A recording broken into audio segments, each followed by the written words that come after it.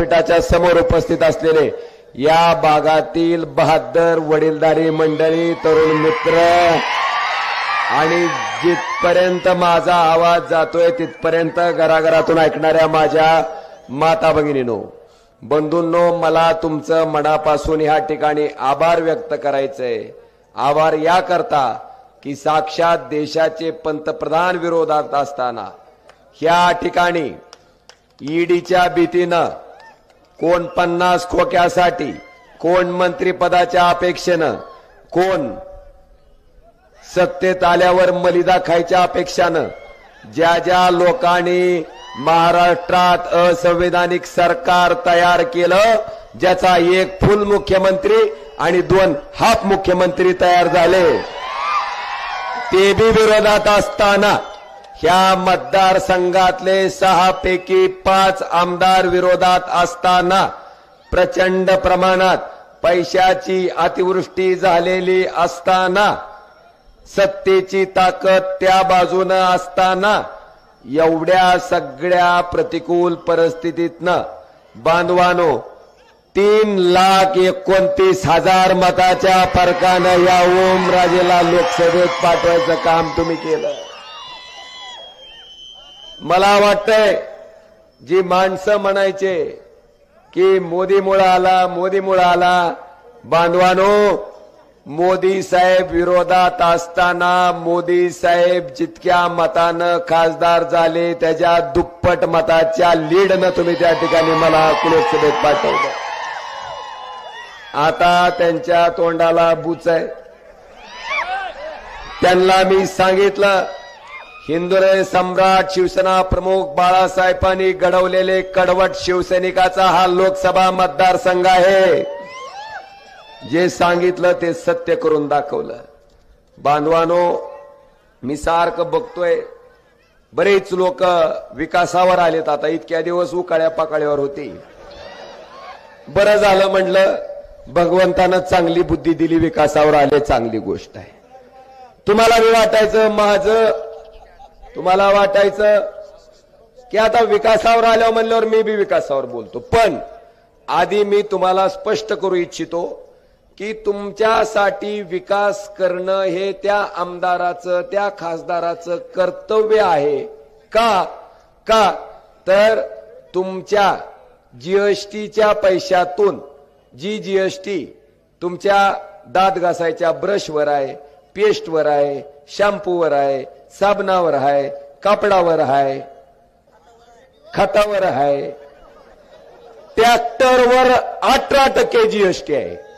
ट्रॅक्टरवर 18% जीएसटी आहे, खतावर 18% आहे, औषधावर 36% आहे. पण हेलिकॉप्टरवर फक्त 5% आहे.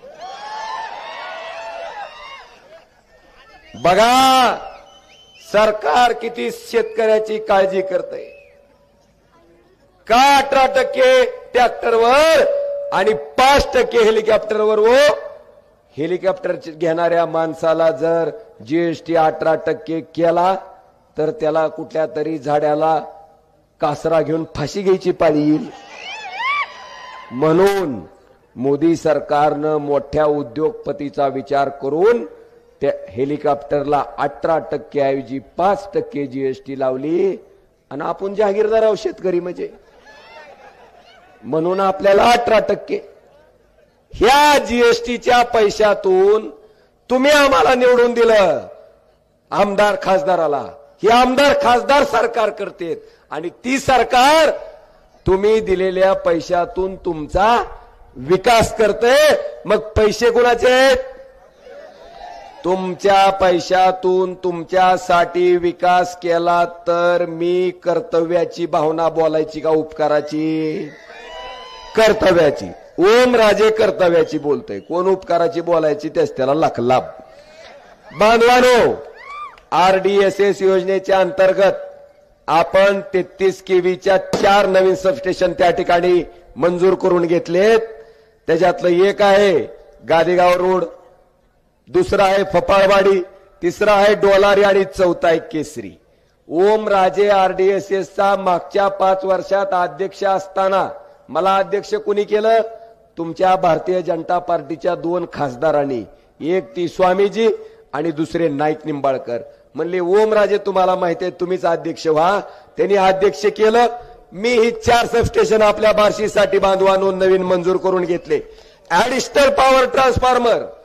तुमच्या सरकारमध्ये करंट नाही आणि लाईटीत बी करंट नाही, कारण त्याला व्होल्टेजच नाही. ती व्होल्टेज आणण्यासाठी ऍडिशनल पॉवर ट्रान्सफॉर्मर पानगाव सबस्टेशनला, हिंगणीपाला, शेंद्रीला, Upalai, Borgaon, Pangri, Damangaon, Chikhardal, Surdi, Godgaon 10 additional power transformer त्याच आरडीएसएसच्या माध्यमातून मंजूर करून घेतले. क्षमता विस्तार वाढ. आपल्या वैराग सबस्टेशनचा जो पॉवर ट्रान्सफॉर्मर आहे त्याची क्षमता वाढवायचा निर्णय आपण आरडीएसएस मधनं घेतलाय. तुमचं एक सबस्टेशन करायला तुम्हाला खासदाराचं आमदाराचं पत्र जोडावं लागत होतं. तुमचं 100 केव्हीएचे 485 ट्रान्सफॉर्मर मंजूर करून घेतलेत आणि 234 ट्रान्सफॉर्मर जी 63चे आहेत तो 100चा करायचा निर्णय आपण घेतलाय. एलटी लाईन 33 केव्हीची 55 किलोमीटर आणि 11 केव्हीची 306 किलोमीटर, एचटी लाईन 151 किलोमीटर. बांधवानो, तुमचा खासदार म्हणून मी हे केलंय, उपकार म्हणून नाही, कर्तव्य म्हणून केलंय. आणि आता पुढची लोक विकासावर आलेत म्हणून मी विकासाचं सांगितलं. आता ज्या आईबापानं आपल्याला जन्म दिला त्यांना सांभाळ करताना का आपण नारळ फोडून सांभाळतो का कुदळ हाणून सांभाळतो का जाहिरात देऊन सांभाळतो? लोक शेण घालतील तोंडात. कारण आई बापाला सांभाळणं पोराचं कर्तव्य आहे, ती कर्तव्य म्हणून पार पाडलं पाहिजे. बांधवानो, बरेच विषय आहेत विकासाचे. अजून सांगतो बांधवानो, जिल्हा नियोजन समितीच्या माध्यमातून 89 लक्ष रुपये आपण जनसुविधेतनं दिले. प्रधानमंत्री ग्राम सडक योजना 32 कोटी रुपये आपण त्या ठिकाणी दिले. पण साहेब, माझी भानगड अशी आहे की आता प्रधानमंत्री ग्राम सडक योजनेचा बी नारळ त्यांनीच फोडायचा. साहेब, आता टेंभुर्णीवरनं कुसळम पस्तोरची रस्ता झाला 10 मीटरचा, ती रस्ता कुणाकडे आहे? तरी बी नारळ त्यांनीच फोडायचा. आता कुसळम पासून येडशी पस्तोर चालू आहे, तरी बी पाहणी कोणी करायची? त्यांनीच करायची. करायची का नाही? शी कमी होतं काय म्हणून त्या तुळजापूरचं गायबानं ती. साहेब, आता रेल्वे कुणाकडे आहे? रेल्वे. तरी बी ह्यानं कुदळ हाणली, नारळ फोडला. म्हणलं फोडू जा, काय करणार? काय करणार म्हणलं जाऊ द्या. एखाद्याला हौसच असती. आणि साहेबाच्या भाषेत सांगायचं म्हणलं तर वैराग मध्ये म्हशीला बी रेडकू झालं तरी त्याचं श्रेय हलगटाला द्यायला तयार होत नाही. ती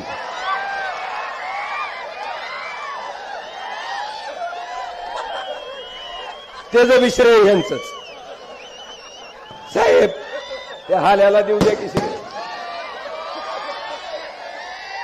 पुढं बांधवानो, मी अजून एक मला आठवलं, दिव्यांगासाठी 4 कोटी 61 लाख रुपयाचा निधी दिला.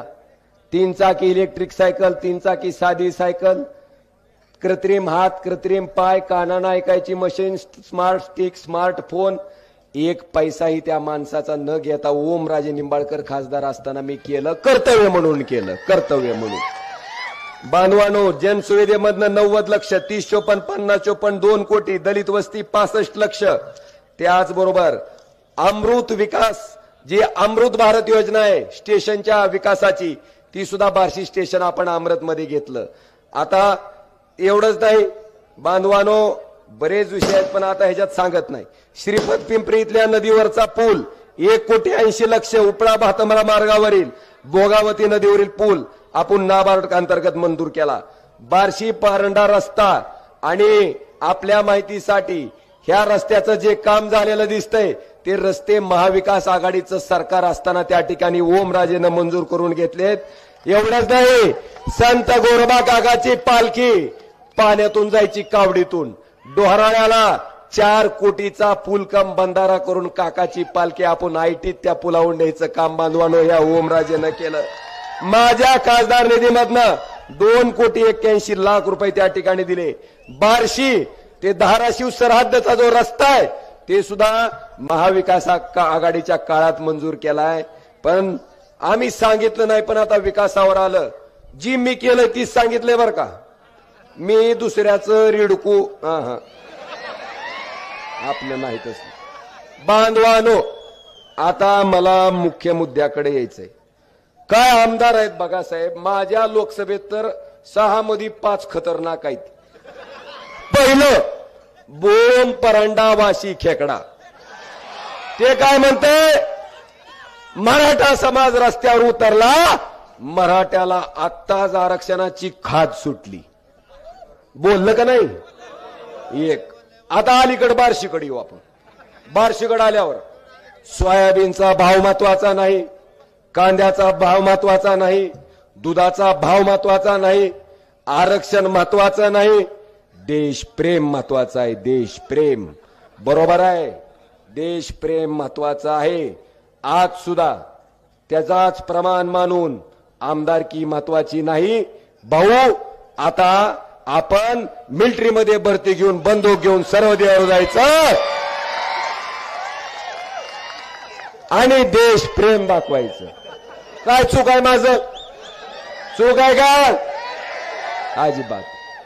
तुमचा भाव महत्वाचा नाही, मग आमची आमदारकी महत्वाची आहे का? हा, देशप्रेम काय लावलं. ही दुसरं. आता इथून पुढचं तुळजापूरवालं तिसरं. ती सांगतो तुम्हाला. जरांगे पाटलांच्या आंदोलनावर लाठीचार्ज झाला, आया बहिणीची डोके फुटली. ती काळा दिवस नव्हता, पण फडणवीसवर जरांगे पाटील बोलले. अरे बापावर बोलल्यावर सुद्धा राग येत नाही यांना एवढा. काळा दिवस म्हणती, काट्या पडल्या ती काळा दिवस नाही. फडणवीसवर बोलले ती काळा दिवस. ही तिसरं. चौथं त्या औषधाचं पीए होतं त्या फडणवीसचं. ती काय म्हणते, एसआयटीची चौकशी लावली पाहिजे आरक्षणाची. आणि 5वं त्या उमरग्याचं कबशा इसळत कॉलेजमध्ये बसलं होतं, शिपाई होतं. बाळासाहेबांमुळे, उद्धव साहेबांमुळे आमदार झालं आणि हेनो यासाठीची चौकशी लावा म्हणलं की ती बाकवाजी होते. आता साहेब, ह्या 6 पैकी 5 माझ्या तावडीत आहे ती. आणि मी दमच खात नाही.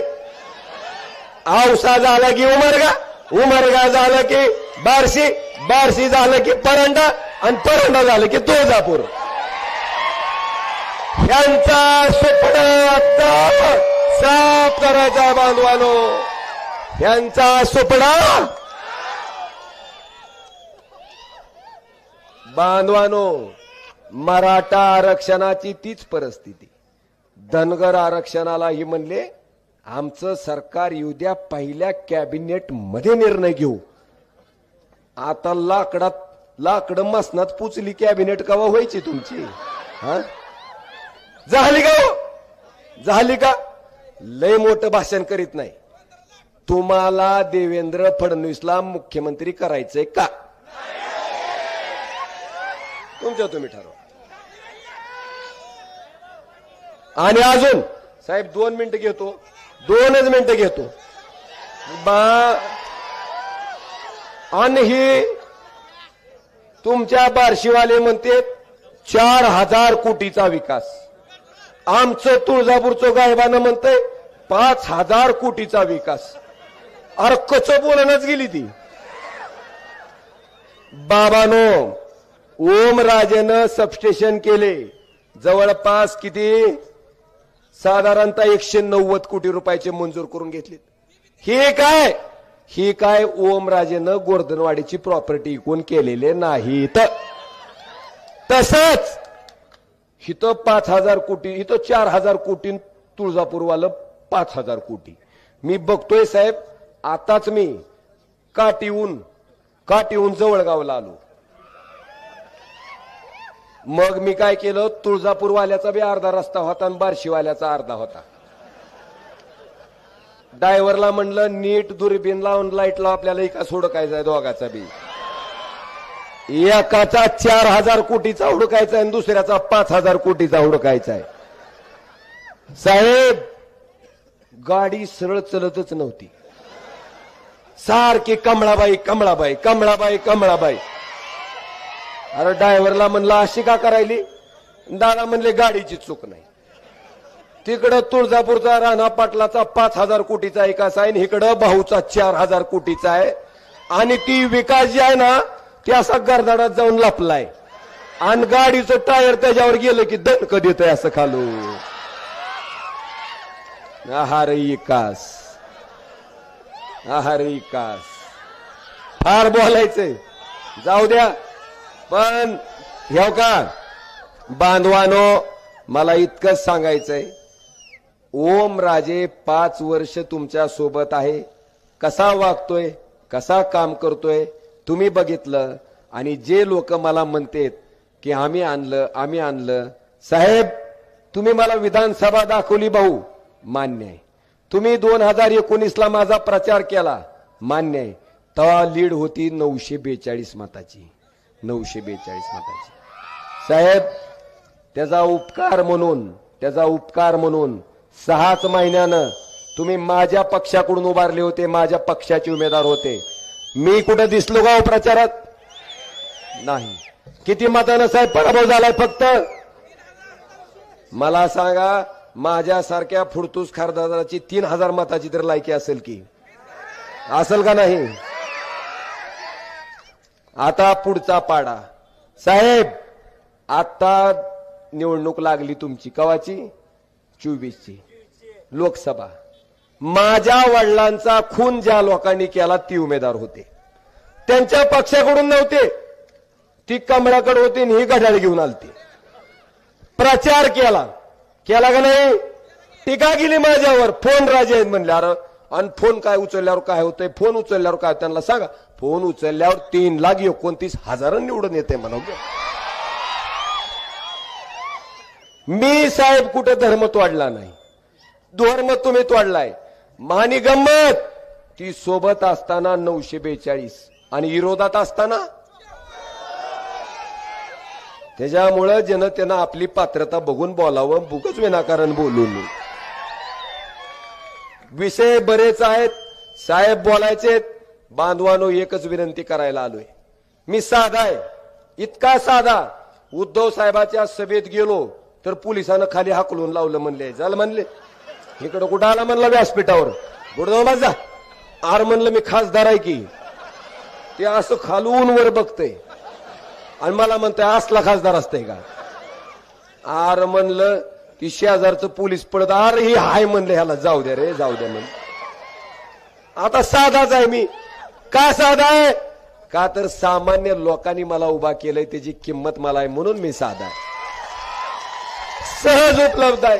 सांगू शकता बाबानो, त्या साधेपणातच राहून हितली गुंडशाही आणि हितली झुंडशाही कशी चालली. साहेब उद्योगावर बोललं जातंय, प्रॉपर्टीवर बोललं जातंय. साहेब मला प्रॉपर्टीचा नादच नाही, आपल्याला उद्योगाचा नादच नाही. का? माणूस मेल्यावर वर प्रॉपर्टी बी घेऊन जात नाही, पैसे बी घेऊन जात नाही. माणूस मेल्यावर त्याचं माग काय राहतंय तर फक्त नाव राहतंय आणि काम राहतंय. ओमराजेला तेवढंच कमवायचंय, दुसरं कमवायचं, बाकीच्याला ज्याचे त्याचं लाभ. बांधवानो, विनंती इतकीच आहे, उद्याच्या 19 तारखेला मतदान आहे. हा ही तपासणी असते, आपली तपासणी. मला माहित होतं 19 आहेत, 20 आहेत. 20 तारखेला तुम्ही जागाव का बघायलो होतो का? उगाच चालू म्हणलं जागाव. 20 तारखेला त्या ठिकाणी आपलं चिन्ह का आहे? आपलं चिन्ह का आहे? आपलं चिन्ह का आहे?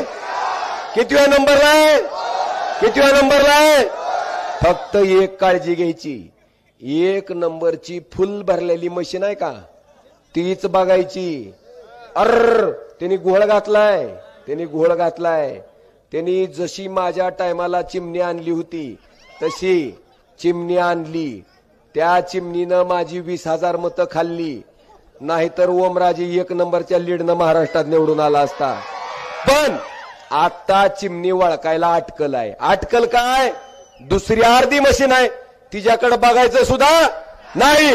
1 नंबरची मशीन, 2 नंबरचं चिन्ह, सोपल साहेबाचं नाव आणि त्या मशालीच्या पुढचं बटन दाबून तुम्हाला खरंच अपेक्षित आहे नानासाहेब निंबाळकरांचं स्वप्न पूर्ण करायचं असेल, वैराग तालुका करायचा असेल तर बांधवांनो सोपल साहेबांना त्या ठिकाणी आपण बरोबरच मताने निवडून द्या, एवढीच विनंती करतो आणि आपली रजा घेतो. धन्यवाद. जय हिंद, जय महाराष्ट्र.